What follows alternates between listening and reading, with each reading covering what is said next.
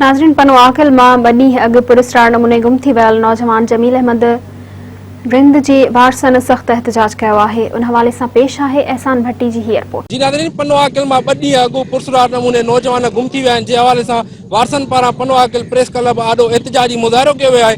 अचो त खेसि ॻाल्हि ॿोल कयूं त उन्हनि जो छा चवणु आहे। घरां निकिता घुमण लाइ, चांहि पीअण लाइ निकिता त गुम थी विया आहिनि। हिन महिल ताईं न आहिनि आया। असां उन्हनि जी ॻोल्हा जारी कईसीं, उहे न लभिया। पोइ असांखे अगवा जो शक आहे।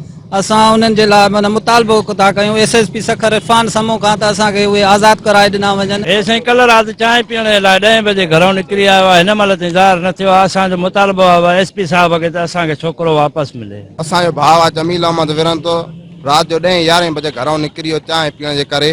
उतां खां वठी गुम थी वियो आहे। अञा ताईं ज़ाहिर न थियो आहे। असांजो मुतालबो आहे त उन खे वापसि आणियो वञे।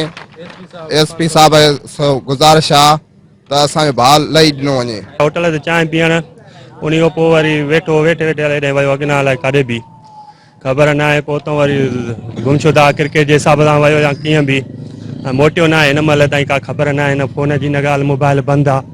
असां परेशान आहियूं। असांजो इहो ई मुतालबो त असांजो आज़ादु करायो वञे।